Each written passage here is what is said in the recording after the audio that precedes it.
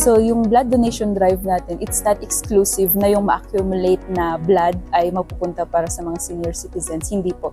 So it's for the general or for the public na nangangailangan. Akma din po itong blood donation drive natin to inspire generations. Akma siya sa EFW theme natin na ang mga younger generations ay tumulong din sa mga senior citizens na kung sakali mangangailangan ng dugo.